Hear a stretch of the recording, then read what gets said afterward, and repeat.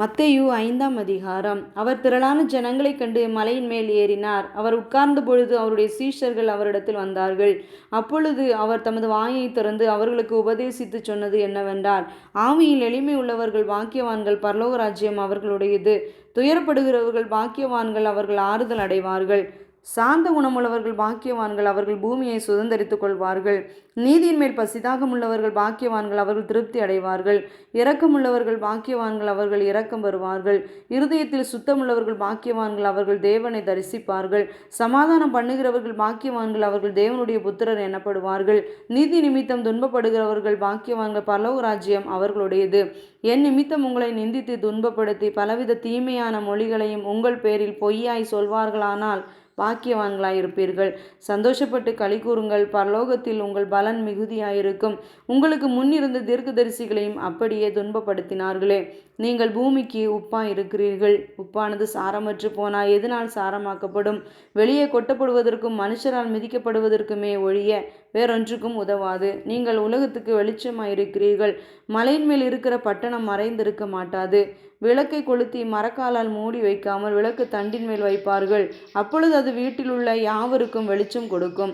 இவ்விதமாய் மனுஷர் உங்கள் நற்கிரியைகளை கண்டு பரலோகத்தில் இருக்கிற உங்கள் பிதாவை மகிமைப்படுத்தும்படி உங்கள் வெளிச்சம் அவர்கள் முன்பாக பிரகாசிக்க கடவுது. நியாயப்பிரமாணத்தை ஆனாலும் தீர்க்க தரிசனங்களை ஆனாலும் அழிக்கிறதற்கு வந்தேன் என்று எண்ணிக்கொள்ளாதேயுங்கள். அழிக்கிறதற்கு அல்ல, நிறைவேற்றுகிறதற்கே வந்தேன். வானமும் பூமியும் ஒழிந்து போனாலும் நியாயப்பிரமாணத்தில் உள்ளதெல்லாம் நிறைவேறும் அளவும் அதில் ஒரு சிறு எழுத்தாகிலும் ஒரு எழுத்தின் உறுப்பாகிலும் ஒழிந்து போகாது என்று மெய்யாகவே உங்களுக்கு சொல்லுகிறேன். ஆகையால் இந்த கற்பனைகள் எல்லாவற்றிலும் சிறிதானதொன்றை ஆகிலும் மீறி அவ்விதமாய் மனுஷருக்கு போதிக்கிறவன் பரலோக ராஜ்யத்தில் எல்லாரிலும் சிறியவன் எண்ணப்படுவான். இவைகளை கைக்கொண்டு போதிக்கிறவனோ பரலோக ராஜ்யத்தில் பெரியவன் எண்ணப்படுவான். வேதபாரகர் பரிசேயர் என்பவர்களுடைய நீதியிலும் உங்கள் நீதி அதிகமாயிராவிட்டால் பரலோக ராஜ்யத்தில் பிரவேசிக்க மாட்டீர்கள் என்று உங்களுக்கு சொல்லுகிறேன். கொலை செய்யாதிருப்பாயாக என்பதும் கொலை செய்கிறவன் நியாய தீர்ப்புக்கு ஏதுவாயிருப்பான் என்பதும் பூர்வத்தாருக்கு உரைக்கப்பட்டதென்று கேள்விப்பட்டிருக்கிறீர்கள். நான் உங்களுக்கு சொல்லுகிறேன், தன் சகோதரனை நியாயமில்லாமல் கோபித்து கொள்பவன் நியாய தீர்ப்புக்கு ஏதுவாயிருப்பான். தன் சகோதரனை வீணன் என்று சொல்லுகிறவன் ஆலோசனை சங்க தீர்ப்புக்கு ஏதுவாயிருப்பான். மூடனே என்று சொல்லுகிறவன் எரி நரகத்துக்கு ஏதுவாயிருப்பான். ஆகையால் நீ பலிபீடத்தினிடத்தில் உன் காணிக்கையை செலுத்த வந்து உன் பேரில் உன் சகோதரனுக்கு குறை உண்டென்று அங்கே நினைவு கூறுவாயாகில் அங்கே தானே பலிபீடத்தின் முன் உன் காணிக்கையை வைத்துவிட்டு போய் முன்பு உன் சகோதரனுடைய ஒப்புரவாகி பின்பு வந்து உன் காணிக்கையை செலுத்து. எதிராளி உன்னை நியாயாதிபதியினிடத்தில் ஒப்புக்கொடாமலும் நியாயாதிபதி உன்னை சேவகனிடத்தில் ஒப்புக்கொடாமலும் நீ சிறைச்சாலையிலே வைக்கப்படாமலும் இருக்கும்படியாக நீ உன் எதிராளியோட வழியில் இருக்கும்போதே சீக்கிரமாய் அவனுடனே நல்மனம் பொருந்தாவிட்டால் நீ ஒரு காசும் குறைவின்றி கொடுத்து தீரும் மட்டும் அவ்விடத்திலிருந்து புறப்பட மாட்டாய் என்று மெய்யாகவே உனக்கு சொல்லுகிறேன். விபச்சாரம் செய்யாதிருப்பாயாக என்பது பூர்வத்தாருக்கு உரைக்கப்பட்டதென்று கேள்விப்பட்டிருக்கிறீர்கள். நான் உங்களுக்கு சொல்லுகிறேன், ஒரு ஸ்திரீயை இச்சையோடே பார்க்கிற எவனும் தன் இருதயத்தில் அவளோட விபச்சாரம் செய்தாயிற்று. உன் வலது கண் உனக்கு இடறல் உண்டாக்கினால் அதை பிடுங்கி எறிந்து போடு. உன் சரீரம் முழுவதும் நரகத்தில் தள்ளப்படுவதை பார்க்கிலும் உன் அவயவங்களில் ஒன்று கெட்டுப்போவது உனக்கு நலமாயிருக்கும்.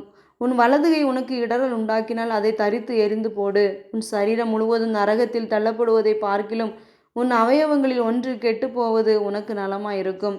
தன் மனைவியை தள்ளிவிடுகிற எவனும் தள்ளுதற்சீட்டை அவளுக்கு கொடுக்க கடவன் என்று உரைக்கப்பட்டது.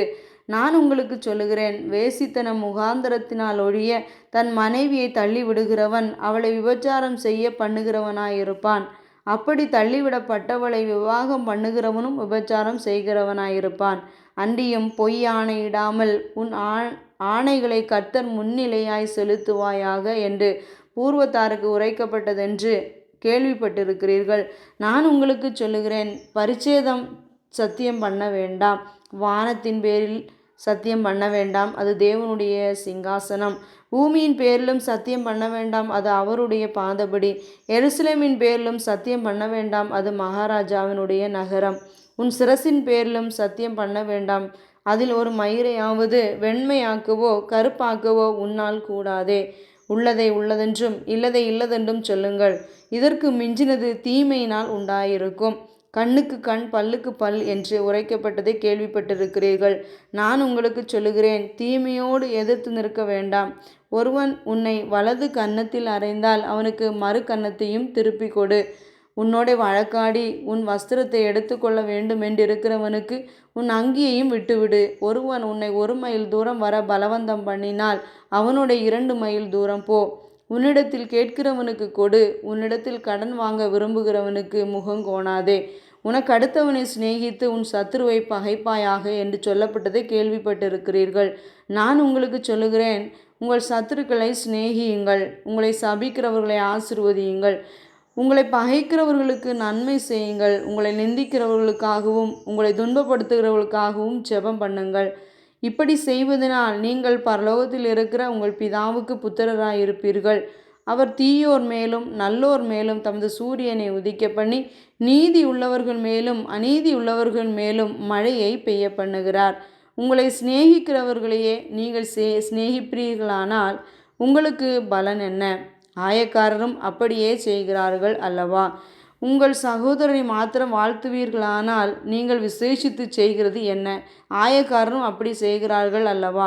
ஆகையால் பூலோகத்தில் இருக்கிற உங்கள் பிதா பூரண சற்குணராய் இருக்கிறது போல நீங்களும் பூரண சற்குணராய் இருக்க கடவீர்கள்.